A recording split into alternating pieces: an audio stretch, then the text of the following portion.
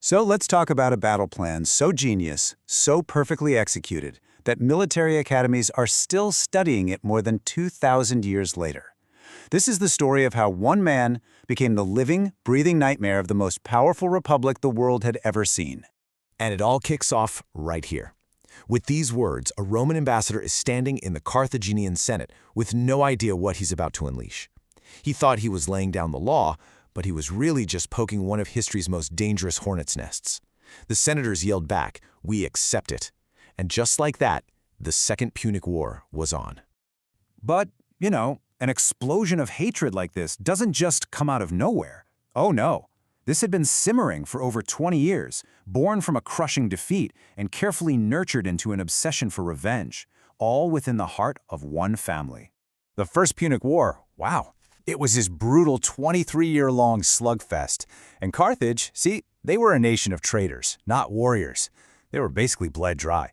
Their legendary navy was just obliterated, and with the country facing bankruptcy, the politicians back home decided, yeah, let's just cut our losses and surrender. Now, the one person who took this the hardest was Carthage's best general, a guy named Hamilcar Barca. He'd never personally lost a single battle, but now he was being ordered to surrender. He was so furious he refused to even go. He sent someone else instead. And the terms of the treaty were just crippling. But the final insult? Rome went and stole 2 more islands, while Carthage was too weak to fight back. And for Hamilcar, this just became deeply personal. And this personal rage, he made it a legacy. Imagine this scene. Hamilcar takes his 9-year-old son, Hannibal, to a temple. He makes the little boy place his hand on a holy sacrifice and swear a sacred, unbreakable oath to never, ever be a friend to Rome. This wasn't just some promise. This was the forging of a weapon. For the next decade, Hannibal isn't just raised. He's practically engineered for one purpose. Out in Spain, his father schools him in strategy, in tactics, in leadership, right there on the battlefield. The army didn't just respect him, they adored him. So when he finally took command, he was everything his father had dreamed of. A brilliant warrior, a leader people would die for, and the living embodiment of vengeance. The time had come. So Hannibal kicks off the war. He attacks a city allied with Rome. And Rome, they're expecting a fight in Spain, maybe down in Africa. They send their armies out. They have absolutely no clue what's coming. Because Hannibal was about to try something so crazy, so unthinkable, the Romans didn't even consider it a possibility. He marches his army, war elephants and all, straight over the Alps in the fall. I mean, this journey was just hell on earth. Men, animals, even the famous elephants were dying every single day from the cold, from falling off cliffs, from ambushes. The Romans literally couldn't comprehend it. They thought the man was insane. But against all odds, he makes it through. He gets to Italy, but he's lost half his army. Think about that for a second. Half his men gone. A staggering price to pay. But this was actually part of the plan. See, Hannibal knew that the Celtic tribes in northern Italy hated Rome's guts. He was counting on a shocking arrival and a few quick flashy wins to convince them to join him and fill up his ranks again. Now that he's in Italy, Hannibal begins this absolute masterclass in tactical genius, and he does it by finding and exploiting a fatal flaw in the Roman war machine, its leadership.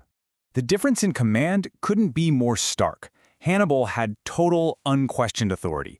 Rome, on the other hand, was led by 2 consuls, who were elected every year. You can basically think of them as 2 co-presidents who also had to be generals of the army. And as we're about to see, their political ambitions and their egos are going to become weapons for Hannibal to use against them. The very first clash is just a small cavalry skirmish, but man, was it important.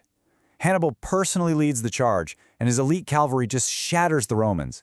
The Roman consul, a guy named Scipio, is badly wounded and is only saved from being killed by the heroic charge of his teenage son. Remember that kid? He's important. So next, at the Battle of Trebia, Hannibal faces a new consul, a guy named Longus, who is just desperate for a glorious victory. And Hannibal played this guy like a fiddle. He taunts the Romans, luring them across a freezing cold river at dawn before they'd even had breakfast. Then, just as his own warm, well-fed army hits them, he springs the trap. An elite force he'd hidden overnight slams into the Roman rear. For Rome, it was an absolute catastrophe. So after Trebia, Rome is in a full-blown panic. They elect a new consul, Flaminius, who's famous for hating the Celts, the same people who are now flocking to join Hannibal. Flaminius is itching for a fight, and Hannibal decides to set a trap so huge, so audacious, it would go down as the largest ambush in military history. The stage was set perfectly. You've got this narrow road squeezed between a massive lake on one side and a whole line of hills on the other. And to make it even better, on the morning of the battle, this thick, dense fog rolls in off the lake, cutting visibility down to almost zero. Under the cover of darkness, Hannibal had hidden his entire army, almost 50,000 men in those hills overlooking the road. As the sun came up, the entire Roman army marched straight into the kill zone, completely blind in the fog, with absolutely no idea that an army was watching them from above, like predators, just waiting for the signal to pounce. The ambush at Lake Trasimene wasn't a battle. It was a massacre. 30,000 Romans, including their consul, were killed or captured.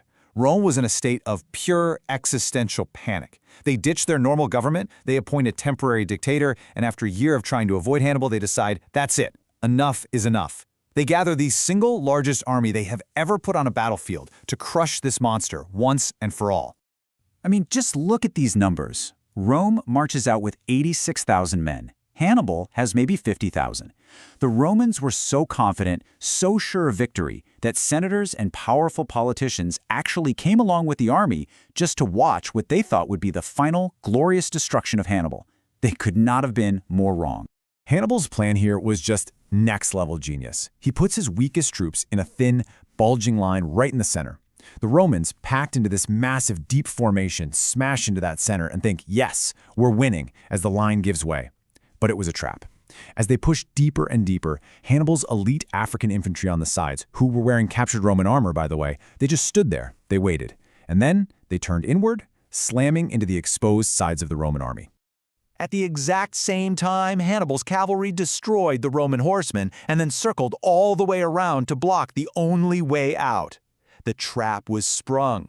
And in that moment, nearly 80,000 Roman soldiers realized they were completely, hopelessly surrounded by an army almost half their size. There was no escape.